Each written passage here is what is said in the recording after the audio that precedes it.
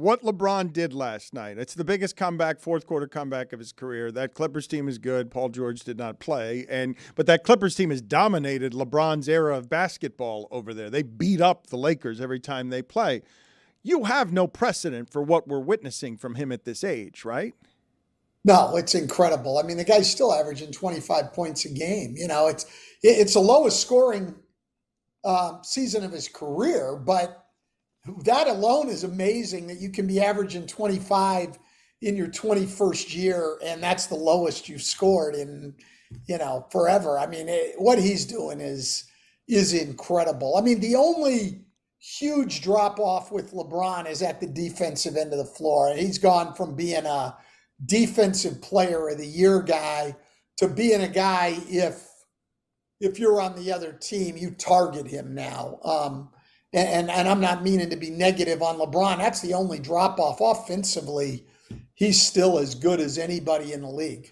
You're actually just saying, all you're doing is giving voice to the human aging process, right? Because when I watch LeBron play, he is still obviously very strong, but he is and cannot be as fast. And in order to play defense, you have to be able to move laterally. So you're saying he's a defensive liability, that he's being targeted.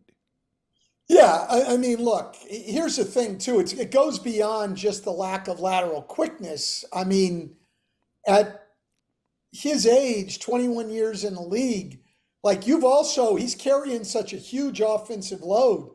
You got to find places to rest.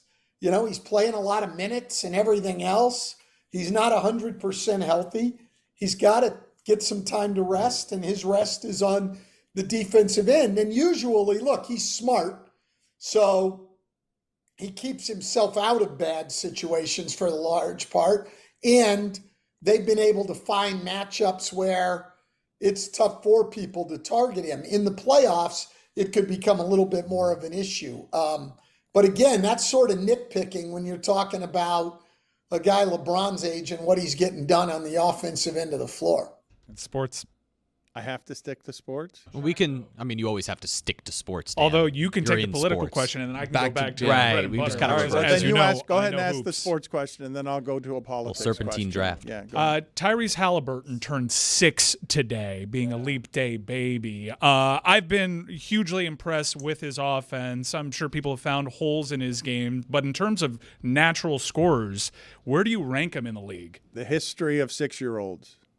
Yeah, well, he's the best 6-year-old ever, probably. Look, I love Tyrese Haliburton. People have started to see more of him this year, but if the last couple of years, he's averaged over 20 in the playoffs. He's been their second best player. He was better than James Harden was in the playoffs last year. Look, this guy's just really, really good. One of the fastest guys in the league end to end, and is a 40% three-point shooter who has adapted to being a full-time point guard better than anyone could have expected. Doesn't turn the ball over. I thought he'd really struggle with that this year, the playmaking part of it. He has not. He's not a great defender, but he has gotten better at that end. He's one of the best young point guards in the league, and certainly the best 6-year-old. Hold on a second, though. I want to ask a politics question. We've only got a minute left here. We'll go to a break after that. But did I see a gleam in Mike Ryan's eye that I rarely see, which is his hatred for Melo? Was there a Melo conversation that just burst out back there?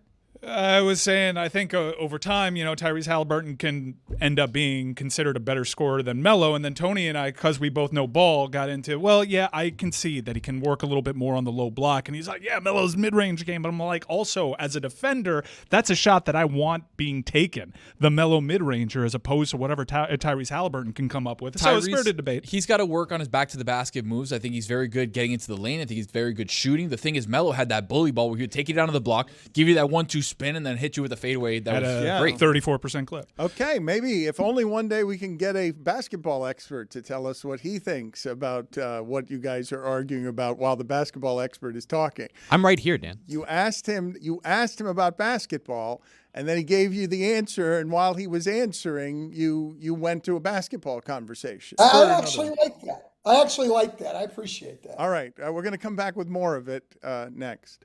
All right, Stan, answer the question that they're asking right there. Melo or Haliburton, who you got for all time? Is Haliburton going to be, when it's done, a better scorer than Carmelo Anthony?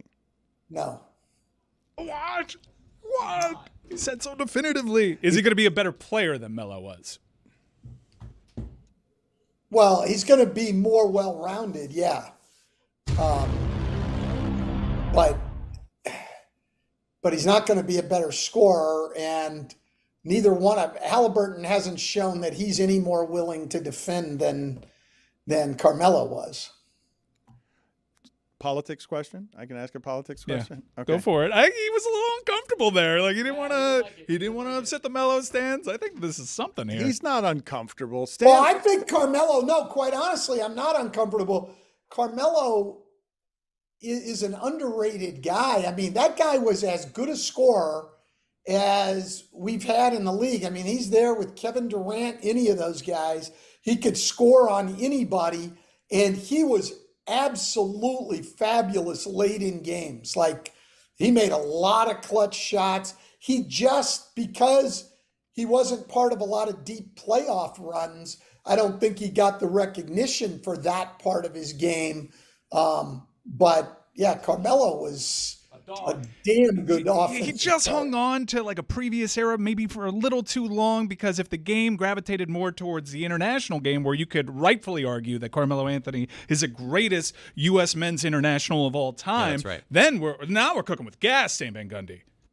Well, yeah, I don't know about that either, though. But look, I have a lot of respect for Carmelo Anthony. I mean, he was one of the few guys you're playing against him. If I was coaching against him late in the game, you've got to come double team him, because you're getting into those last shot type situations. Carmelo was going to come through virtually all the time. That guy was a great player. What about Shane Gilgeous-Alexander?